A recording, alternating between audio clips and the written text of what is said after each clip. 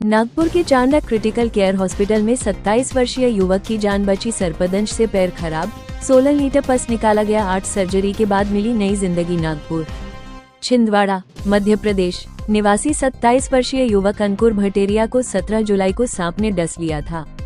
शुरुआत में गांव में पारंपरिक इलाज कराया गया, लेकिन हालत बिगड़ने पर परिजन उसे 5 दिन बाद नागपुर लेकर आए।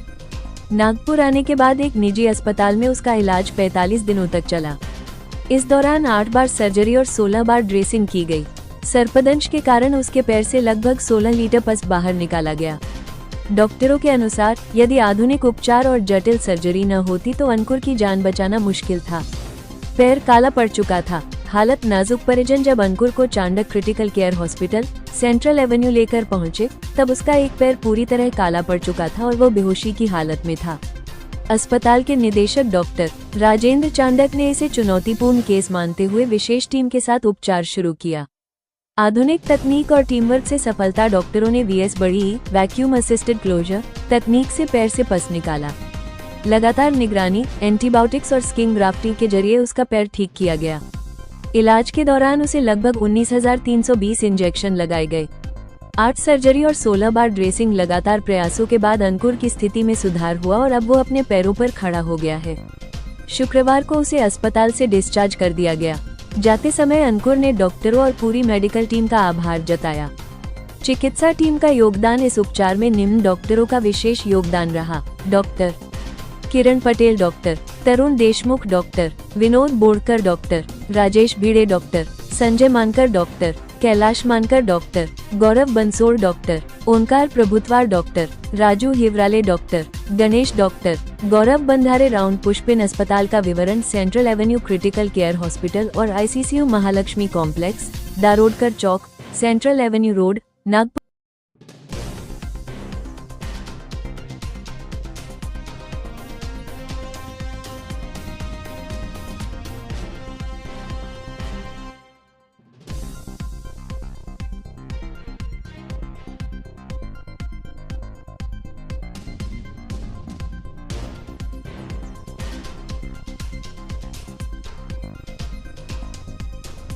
नमस्कार, मैं नागपुर से डॉक्टर आरजी चांडक बोल रहा हूँ।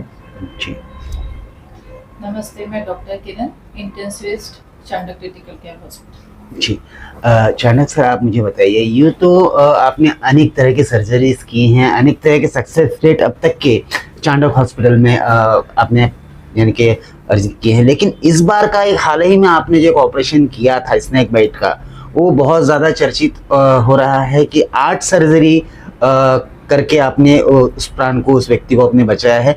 क्या स्थिति थी, किस कंडीशन में आया था, क्या था पूरा, किस तरह से आपने ये किया, क्या कहेंगे? देखिए, एक 27 साल का जवान लड़का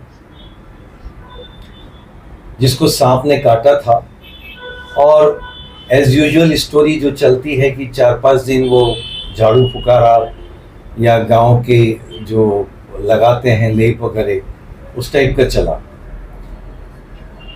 लेकिन वो जहर इतना भयानक था कि उसके पैरों में पूरा का पूरा वो फैल गया, और उसका पैर 5 दिन के अंदर, उस पैर के अंदर पूरा पस, यहाँ तक कि उसके अंदर मैगॉट्स नाम के जो कीटाणु होते हैं वो तक उसमें जमा हो गए। उसके बाद वो लोग नज़दीक के डिस्ट्रिक्ट हॉस्पिटल में गए। डिस्ट्रिक्ट हॉस्पिटल में भी उसका इलाज चला, और आखिरकार उसकी ये नौबत आ गई कि उसका पैर काटने के अलावा दूसरा कोई विकल्प नहीं था। अगर वो नहीं काटते तो वो पूरा पस उसके शरीर में फैल रहा था और उसकी जान को खतरा हो जाता था।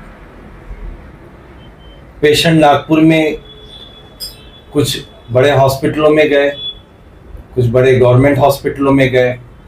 सभी जगह उसको एक ही उत्तर मिला कि भाई बिना पैर काटे ये पेशेंट नहीं बच सकता।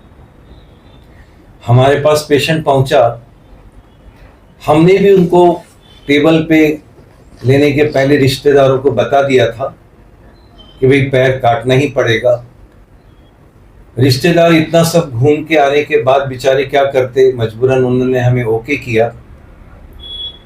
लेकिन उसके बावजूद हमने रिश्तेदारों से ये बोला कि आप लोग तो तैयार हो पैर कटवाने के लिए, और हम तैयार भी हैं, क्या आप हमको 4-5 दिन का एक समय दे सकते हो? उनका पैसों को लेके प्रॉब्लम आया, तो हमने कहा कि आप 5 दिन का पैसे का छोड़ दो, आप सिर्फ हमको 5 दिन दो, पैर तो आज भी काटना है, 5 दिन के बाद भी काटेंगे। फिर हमने जो पहले दिन की सर्जरी करी उसमें हमने उनको कोई गारंटी नहीं दी, लेकिन हमने कहा कि अपन आगे बढ़ जाते हैं, देखते हैं 27 साल का जवान मरीज, क्या हम इसका पैर बचा सकते हैं क्या।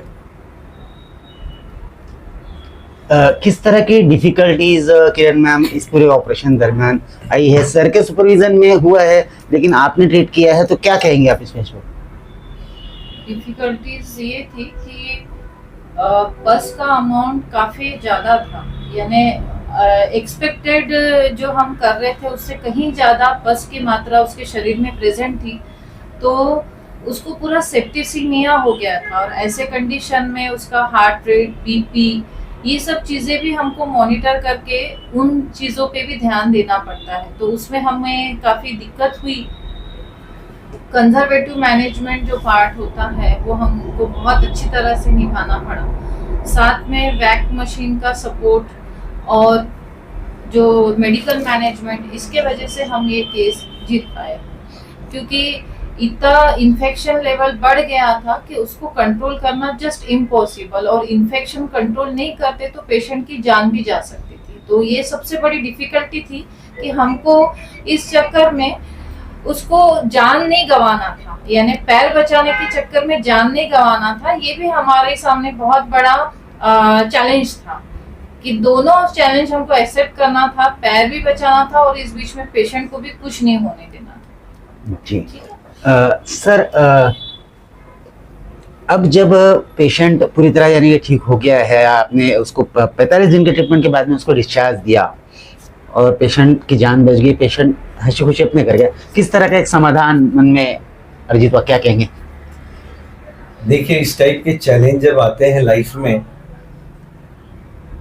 तो बहुत बड़ा समाधान तो होता है कि हम डॉक्टरी पेशे में हैं तो एक बहुत खुशी होती है। जैसे कि कुछ साल पहले केस आया था, उस पेशेंट को हमने 16,900 इंजेक्शन 7 दिन में दिए थे। सोचते रह गए हमने कि हमने क्या किया, लेकिन पेशेंट बचा के लाए। वैसे ही इस मरीज का 8 ऑपरेशन, 16 ड्रेसिंग, 16 लीटर से ज़्यादा पस उसके शरीर से हमने निकाला।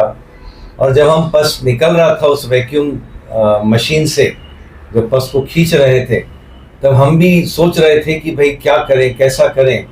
लेकिन 16 लीटर से ज़्यादा पस उसके शरीर से निकालना और उसके बाद उसका पैर प्लास्टिक सर्जरी करके सही सलामत करके उसको घर भेजना, उनके परिवार की खुशी और उनसे ज़्यादा हमको खुशी जो हुई कि आज इस बच्चे का 27 साल के लड़के का पैर भी बचा और ज़िंदगी भी बची और पूरा परिवार आज खुशहाली में अपने गांव गया है। जी किरण मैम, आपके लिए किस तरह का चैलेंजिंग रहा है और जब ट्रीटमेंट करके जब पेशेंट जब वापस गया, किस तरह की खुशी आपको महसूस हुई? हमें बहुत खुशी हुई है, क्योंकि हमारे लिए चैलेंज एक्सेप्ट करना और चैलेंज पूरा करके सक्सेसफुल होकर वहाँ से बाहर निकालना, और हमको परिवार को तो खुशी हुई है, लेकिन किसी को खुश देख के डॉक्टर को जो खुशी होती है वो अनएक्सप्लेनेबल, अनस्पीचेबल, उसके लिए कोई वर्ड नहीं रहता। मैक्सिमम मध्य प्रदेश के जितने भी पेशेंट्स हैं जो नागपुर आते हैं, वो चाणक्य हॉस्पिटल को एक भरोसे का नाम मानते हैं। मैक्सिमम अपने यहाँ मध्य प्रदेश के पेशेंट ट्रीट किए जाते हैं। क्या एक मैसेज आपका इन जो पेशेंट है इनको रहेगा, क्या कहेंगे? इसमें मैसेज यही रहेगा, मैं जैसे चांडक क्रिटिकल केयर हॉस्पिटल से बोल रहा हूँ, सांप का काटा हुआ मरीज को कोई भी रहे उसको लाइटली न लेके तुरंत डॉक्टर के पास में जाए, तुरंत उसका इलाज कराए, और उसका इलाज उपलब्ध है।